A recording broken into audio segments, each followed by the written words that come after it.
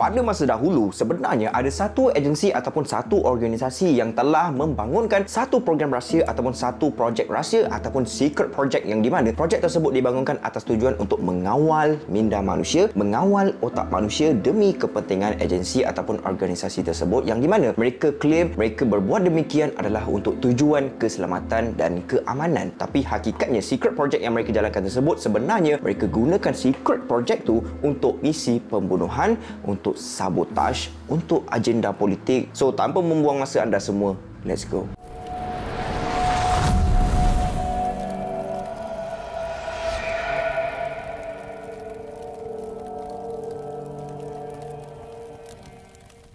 Video kali ini disponsor oleh The Ants Underground Kingdom. Memang ada satu je game Ant and Insect yang bertemakan simulasi strategi game. Game ni tengah top 3 dekat Google Play and Apple Store. Maksudnya memang tengah hot gila lah sekarang ni guys. Dengan lebih 60 juta player dalam dunia ni guys. Power kan? Cara main game ni senang je. Korang just collect resources untuk besarkan lagi koloni korang untuk fight dengan musuh. Bukan tu je, korang juga boleh create kingdom sendiri and team up dengan insect team yang lain untuk attack binatang liar. Dengar pun dah shock kan? Dengan grafik dia cantik and realistik macam ni, korang jangan lupa download kejap lagi. Yang best pasal game ni, korang boleh kenal beratus-ratus jenis semut yang ada dekat atas muka bumi ni. Max sini Carol kenalkan beberapa karakter semut yang ada dekat dalam game ni dekat korang. Yang ni nama dia Banshee Panda. Role dia support and dia dikategorikan sebagai shooter. Yang ni pula Raid Master. Satu info yang Carol nak bagi tahu dekat korang, kalau korang nak tahu semut tu power ke tak, korang tengok warna atas kiri dia. Kalau warna oren maksudnya ni antara semut yang power daripada warna yang lain. Yang ni pula si comel Banshee Velvet. Tapi ni kalau korang jumpa dekat dalam game nanti, hati-hatilah, power dia tak boleh bawa bincang man. Dia ada 8 jenis skill yang padu dekat bawah ni guys. Seriously korang kena check it out guys. Ada banyak lagi special ants dekat dalam game ni. Macam Dark Giant, Shikari Master, Animatic Tailor and macam-macam lagi. Bukan tu je guys. Kalau korang nak tahu lebih detail pasal setiap semut ni, korang boleh tekan logo buku dekat atas kanan ni guys. And then korang boleh tahu ability setiap semut yang ada tu nanti. The ants ni terdiri daripada macam-macam jenis. Ada yang dibuat untuk berlawan, ada yang untuk bina kingdom. Apa yang penting korang just perlu upgrade je semut korang untuk jadi lebih kuat guys. Tak lupa juga korang boleh beli diamond untuk upgrade semut korang. Macam Carol memang akan upgrade special ants, so Carol beli package special ants growth ni guys. Dan lepas tu jangan lupa redeem reward sekali ke. Korang boleh tekan link description di bawah dan masukkan gift code ANT8888 untuk dapatkan 50 free draw sekarang. Okey dah, jom kita sambung cerita.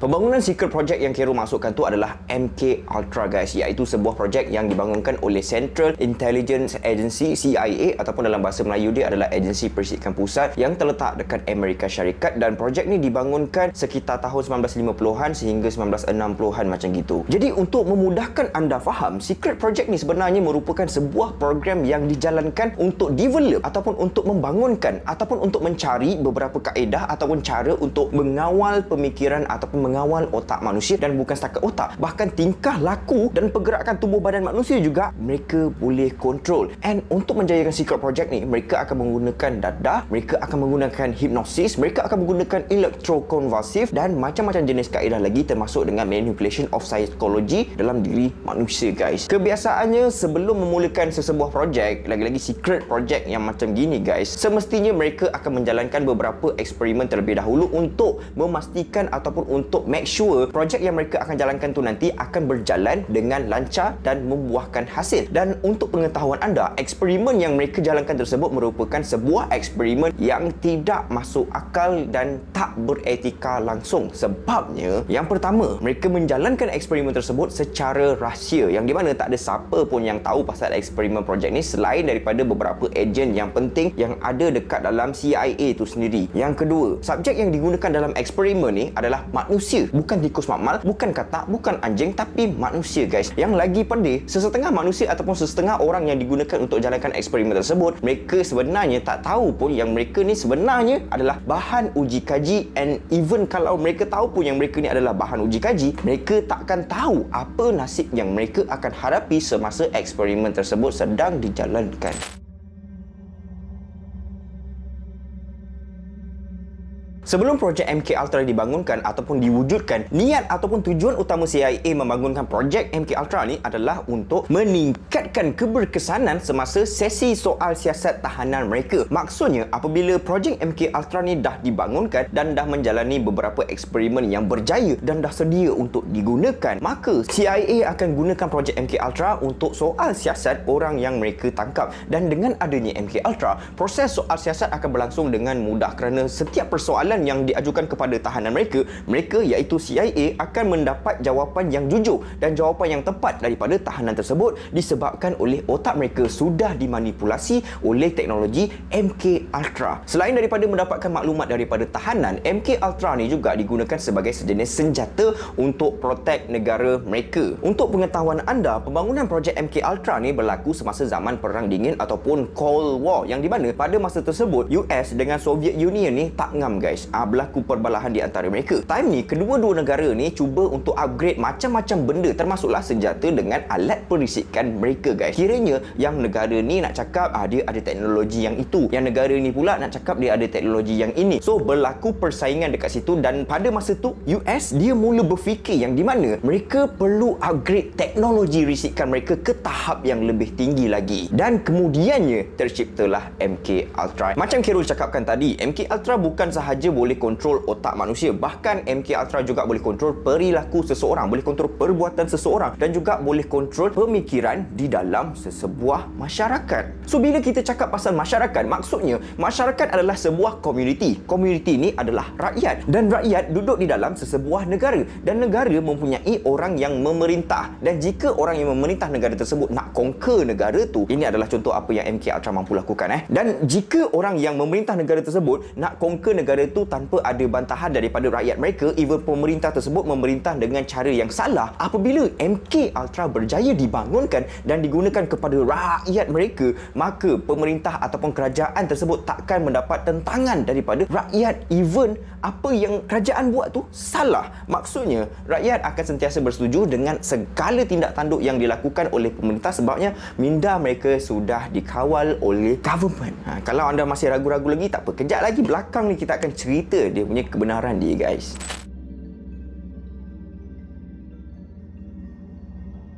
Di awal video, Khairul ada menerangkan bahawasanya MK Ultra ada menggunakan dadah untuk mengawal otak manusia. MK Ultra juga ada menggunakan teknik hipnosis. MK Ultra juga ada menggunakan teknik elektrokonvulsif dan juga MK Ultra menggunakan kaedah manipulation of human psychology. So, firstly adalah penggunaan dadah. Dadah yang mereka gunakan adalah jenis LSD, psilocybin dan amfetamin. Yang di mana dadah-dadah ni semua akan dimasukkan ke dalam badan subjek, badan manusia, sama ada secara oral di bahagian luar badan ataupun secara injection melalui cocok injek tu kan. Dan apabila pelbagai jenis dadah telah dimasukkan ke dalam badan subjek dan dos yang dimasukkan ke dalam badan subjek agak berlebihan, benda ni semua menyebabkan subjek untuk uji kaji ni mengalami gangguan mental guys. Mereka akan menjadi seorang yang lembab untuk berfikir, mereka akan jadi seorang yang lembab untuk membuat keputusan, mereka akan mengalami depression yang sangat teruk dan perilaku mereka akan bertukar menjadi seorang yang panas baran tau guys. Ada satu story yang Khairul jumpa yang di mana anak dia cerita kepada media yang di mana bapa dia ni dulu adalah seorang yang sangat-sangat penyayang dan sangat-sangat lemah lembut. Akan tetapi setelah bapa dia ni dengan secara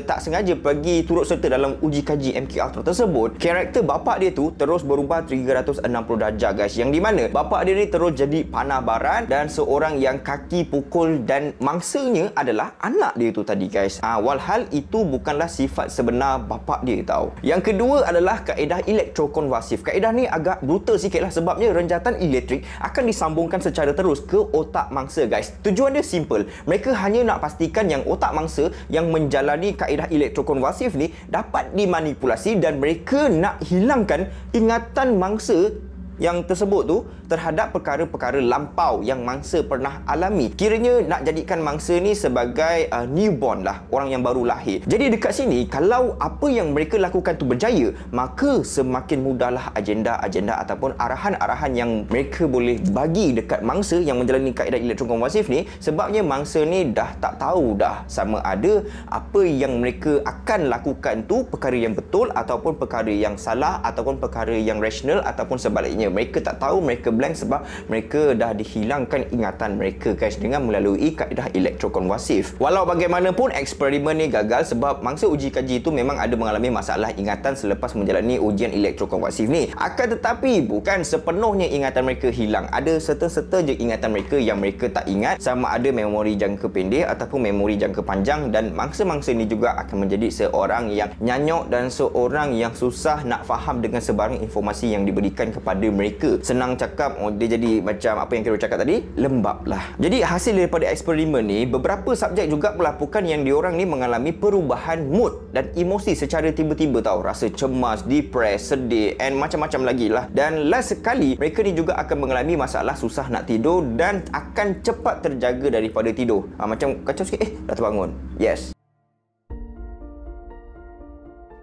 Dalam beberapa kes MK Ultra yang Kero research, mangsa kepada subjek bahan uji kaji ni biasanya terdiri daripada dua jenis kategori. Yang pertama, secara sukarela, mereka sanggup untuk dijadikan bahan uji kaji tanpa bantahan, mereka okey je. Dan yang kedua adalah secara tidak sengaja ataupun tak sedar yang dia tu dah jadi mangsa bahan uji kaji MK Ultra. Kira macam terpaksa lah, bukan kerelaan hati. Dan benda ni adalah kisah benar guys. Dekat belakang video ni akan ada cerita dia kejap lagi guys. Korang stay tune je. So, Kero akan cerita kategori yang pertama ni dulu, iaitu mangsa secara sukarela. Mangsa sukarela ni biasanya datang daripada orang yang terdesak, macam gelandangan ataupun banduan daripada penjara. Mereka ni akan dijanjikan faedah ataupun reward kalau mereka ni sanggup untuk dijadikan bahan eksperimen, sama ada diberikan duit ataupun hukuman penjara yang mereka sedang jalani itu akan dikeringankan, akan dikurangkan. Yes, benda-benda macam gitulah. Dan mereka ni semua, gelandangan dengan juga banduan penjara tu, sebenarnya tak diberitahu pun tentang kesan-kesan sampingan yang diorang bakal hadapi selepas menjalani uji kaji tersebut. Kiranya ejen ni cuma cakap benda-benda yang baik-baik je lah untuk mereka setuju dengan perjanjian menjadi seorang bahan uji kaji. Yes, diorang menjanjikan bulan dan bintang, and then benda yang buruk yang akan berlaku kepada mereka, ejen ni tak ada bagi tahu kepada mereka pun guys. So, ejen CIA ni dia macam ambil kesempatan daripada kelemahan mangsa untuk dapatkan kerjasama daripada mereka guys. So, untuk kategori yang kedua pula adalah mangsa uji kaji secara tidak sengaja guys. Dikatakan ejen CIA ni akan gunakan sumber luaran tau. Sebagai contoh, hospital, especially hospital sakit mental guys. So, pesakit yang ada dekat dalam hospital sakit mental ni memang akan makan beberapa jenis ubat-ubatan yang mereka perlu makan lah untuk merawat sakit mereka. Dan bukan setakat ubat sahaja, mereka juga, si pesakit-pesakit tu juga akan menjalani terapi elektrokonvulsif. Tapi masalahnya, ubat-ubatan yang pesakit mental tu biasa makan, ubat tu si CIA tu mereka gantikan dengan dadah yang lain tau. Korang faham tak? Kiranya ubat adalah dadah, dan dadah yang biasa pesakit tu makan, mereka tukarkan kepada dadah yang digunakan untuk membuat MK Ultra tu guys. Yes, bukan setakat tu je. Rawatan elektrokonvulsif yang biasa pesakit ni terima, si CIA tu buat rawatan tu secara kerap kepada para pesakit. Dan bukan setakat kerap saja, voltage yang digunakan oleh CIA kepada pesakit-pesakit ni, diorang letak voltage yang tinggi tau. So, kesan sampingan dekat situ jadi macam lain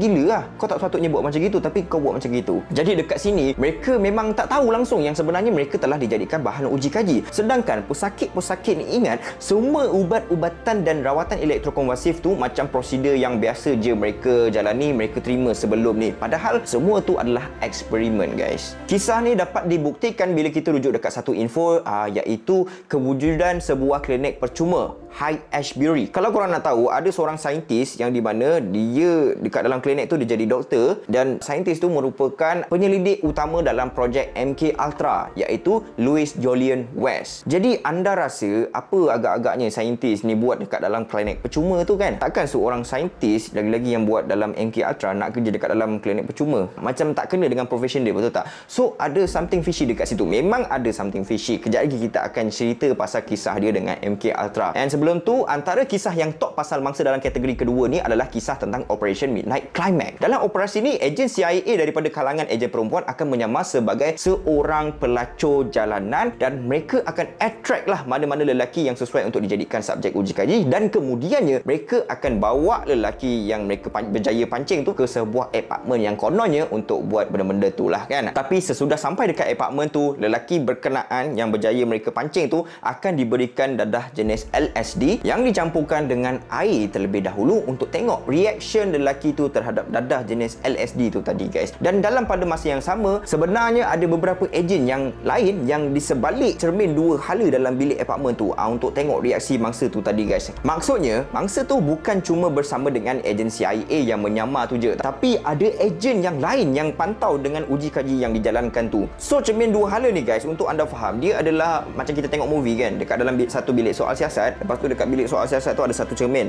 Bila kita duduk dekat dalam bilik soal siasat tu, kita tak boleh nak nampak cermin yang orang yang berada dekat luar tu. Dia macam kononnya benda tu macam cermin je lah, padahal dekat sebelah sana tu ada orang lain yang tengah memantau kita dekat dalam konspirasi.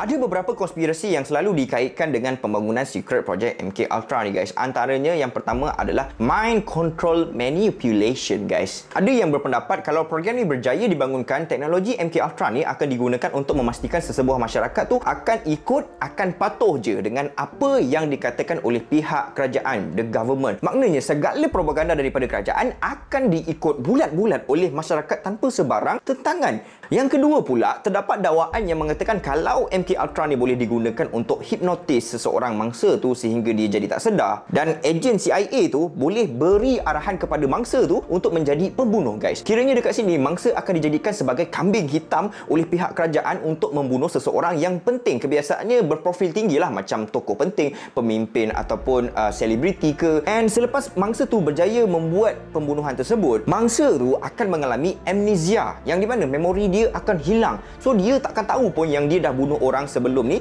dan tahu-tahu je kalau dia kantoi dengan pihak polis, dia akan didakwa dekat mahkamah atas kesalahan yang dia tak sedar bahawasanya dia yang buat. Sekejap lagi pun kita ada cerita, korang relax dulu. Yang ketiga pula adalah pengaruh budaya pop. Sesetengah ahli teori konspirasi mendakwa bahawa MK Ultra memanipulasi industri hiburan dan budaya popular, ataupun senang cakap budaya popular ni macam budaya yang mengarut-ngarut lah, untuk menyebarkan mesej dan agenda tertentu dekat masyarakat mereka guys. Maknanya dekat sini MK Ultra akan berfungsi dengan menyampaikan dadah-dadah diorang tu melalui lagu ataupun hiburan yang lain, supaya orang yang mendengar ataupun tengok konten-konten tu tadi akan merasakan benda tu macam normal, best dan boleh diikut. Sedangkan lagu-lagu tu semua mengarut dan tak patut dijadikan lagu pun. Yang keempat adalah teknologi MK Ultra ni dikatakan telah diguna pakai terhadap tentera Amerika Syarikat semasa dalam misi perang Vietnam. Dikatakan yang tentera Amerika Syarikat ni telah dipengaruhi minda diorang tu untuk melakukan serangan brutal ke atas negara Vietnam yang diorang nak serang tu. Kira perasaan belas kasihan tu dah tak ada,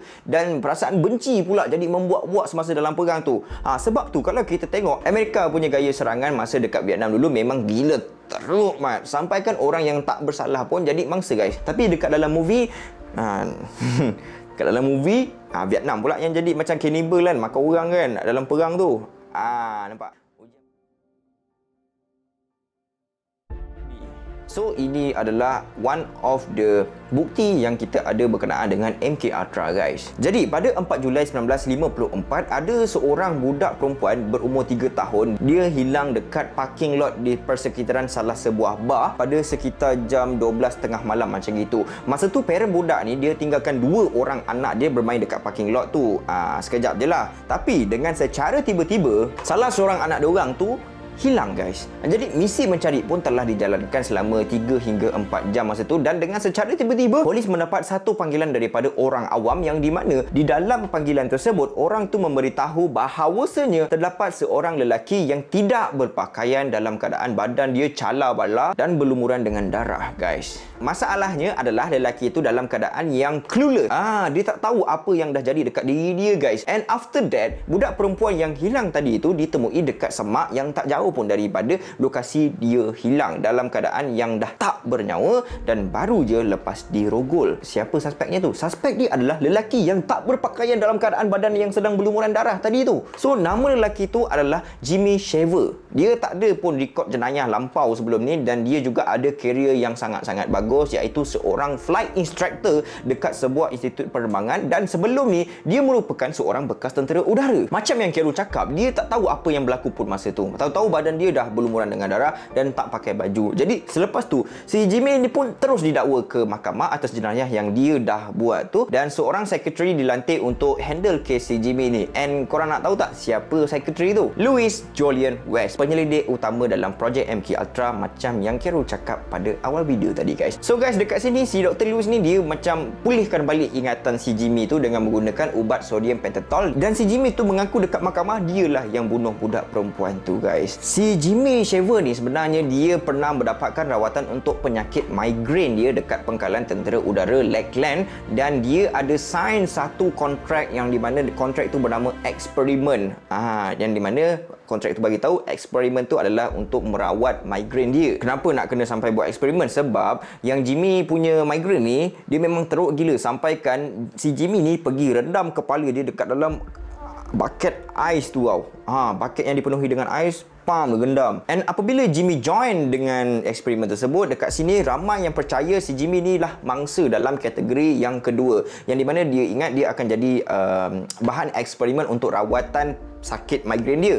Tapi rupa-rupanya bukan sakit migraine dia, tapi rupa-rupanya untuk MK Ultra, guys. Dan apa yang lagi gila, guys, ada satu dokumen yang dah bocor membabitkan Dr. Lewis dengan Dr. Sidney. Dr. Sidney dia adalah seorang saintis kimia dari CIA. Dekat dalam dokumen tu menyebut yang di mana Dr. Lewis ni dia nak sampaikan dekat Dr. Sidney yang di mana dia dah tahu cara macam mana nak buang memori seseorang tu tanpa orang tu sedar.